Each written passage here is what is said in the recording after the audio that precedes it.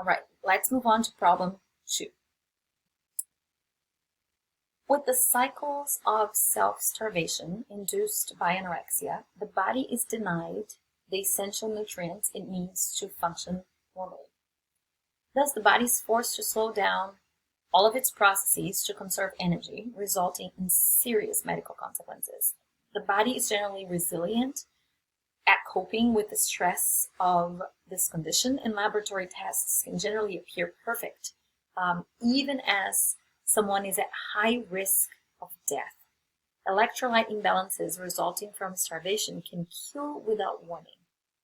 Therefore, it's incredibly important to identify treatment strategies for anorexia to reduce its devastating consequences.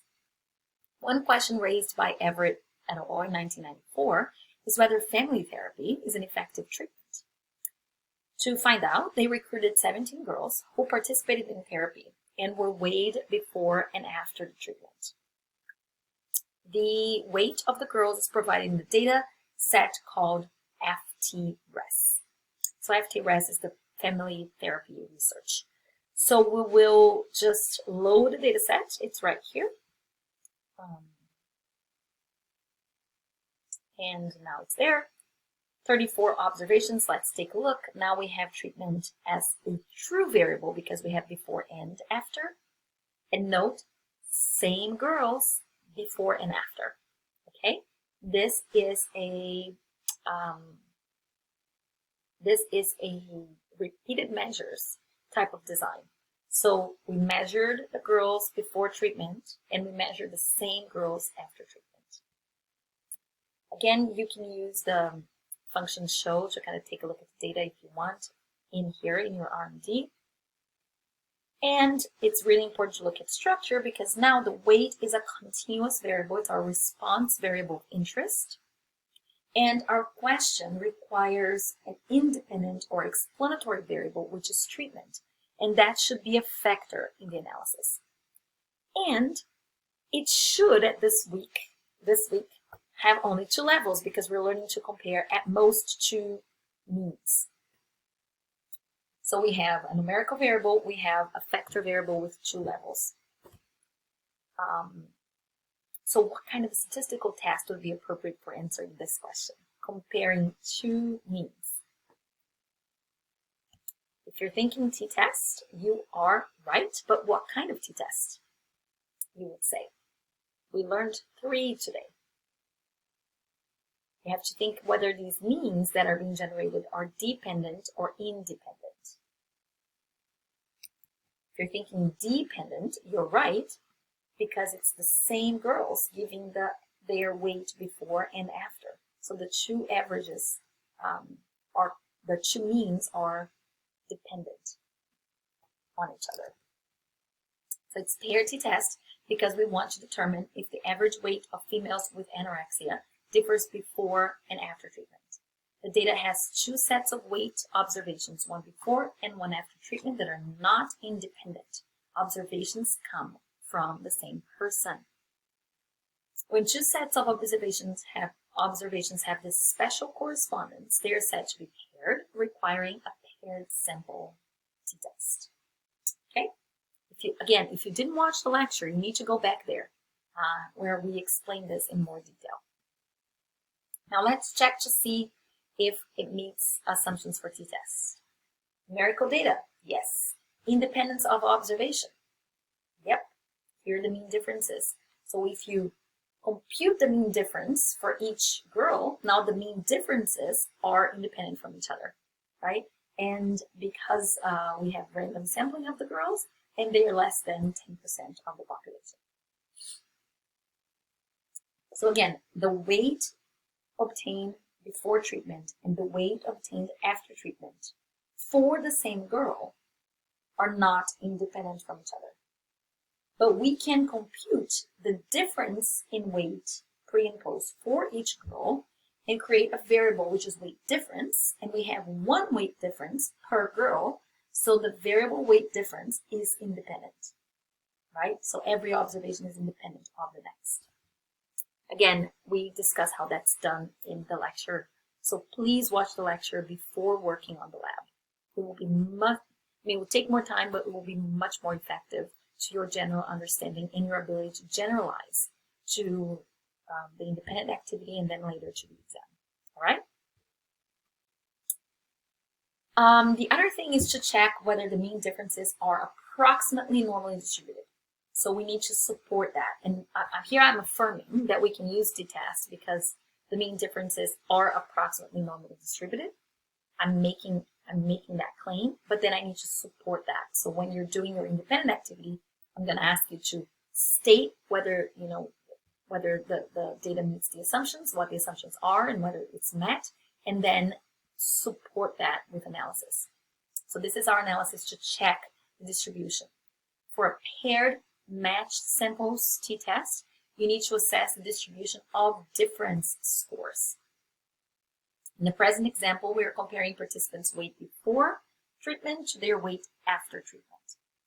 So let's get the difference in weight of each participant between treatment conditions first. So first, to get the difference, I'll first use the filter function, remember, from Tidyverse, to get the weight before and the weight after. And then I can compute the difference between them. And finally, I can transform the variable that I create to keep the difference in weights into a data frame that can be used as input in functions like ggplot, summarize, and describe. So let's do this step by step. Here, I'm filtering our FT data set, and I'm saying, please just look at the variable weight when treatment equals before. So I'm just looking at the before data. I'm cutting out everything that's after. And I'm saving it to an object called before treatment. Then I am creating a variable called after treatment that only contains data when the treatment is marked as after. So I'm cutting this time everything that is before treatment. So I have two data sets. Now I'm creating another data set called diff weights that will be the difference between the weight after treatment and the weight before treatment. So if this value is positive, greater than 0, that means that the treatment had an effect, right? If it is equal to 0, then no effect. If it's negative, that means that the weight before was actually larger than after, so that was this would indicate a change in the not in the direction. Now, in order for me to be able to use the dataset diff weights as input to the various functions like ggplot and summarize, I need to make it not just a vector of numbers, but actually a data frame. So for that, I just say, okay, keep the same name, but just make it a data frame, data.frame diff weights. And then it's nice to obtain the range of diff weights because you need that to actually create the histogram. So if I run this, I have 1, 2, 3, 4, 5 things being generated here. But really, all I'm asking are to output. So see, it's creating the object before treatment, and it's putting it right there. It's creating the object after treatment. It's putting it right there. It's creating the variable diff weights and putting it right here, and then transforming it in a data frame. So it's right there. And then I'm asking it to compute the range of diff weights, the range of values in this particular data set, and it's finding the difference being between negative 5.3, which means some girls actually lost weight with treatment, all the way up to 21.5 pounds that were gained. So there is this range in the data set. Now the histogram will let us see how the diff weights were distributed, which is what we're worried about here, to demonstrate the data is reasonably normally distributed, so we can use the t-distribution to compute probabilities. So you can do this. The distribution, again, as I said, when you have small data sets, it's really hard to trust your eyes. So if you put sort of a spaghetti on top of this distribution like this, it will, it won't be too skewed. The peak is sort of at the middle, but it's hard to see that this is a normal distribution. So it's nice to look at the proximity of mean and median. Not too great. There's some deviation there, but the skew value and the kurtosis value are all very, very small. So we will assume that it's close enough to normally distributed. Again, because it's a small sample size, it's never expected that the pictures will look too pretty. Okay, so look at these numbers of kurtosis and skewness, in addition to observing whether the deviation is not too great. So it's 1.5 pounds, which for pounds it's not horrible. Okay, now again, as we will be performing a test of difference, it is a good idea to get descriptive measures of central tendency and variability for each group. So after we check our assumptions, everything's good, distribution is okay, now the next step of the analysis is descriptives. So again, we can get numerical descriptors, and we can also get plots. So as we'll be performing a test of difference, it's a good idea to get descriptive measures of central tendency and variability for each group. And remember, lab 4, I taught you how to get descriptors in a table by group using the piping of code lines, which I'll refresh your memory here. You don't need to go back to lab 4 unless you look at this code and it makes no sense to you. It's explained in details there. But here it is. I am getting the data set that I would like R to open and look at, which is FT. Then I'm saying, get the output, which is look inside, open up FT. Now group data by treatment. Now keep that output there and then summarize each one of the groups and get the N of each group, the mean weight, the standard deviation, and the standard error. And then save everything to a table called weight data that then I'm asking R to print. So let's look. There we go. So we have after and before, 17 in each group.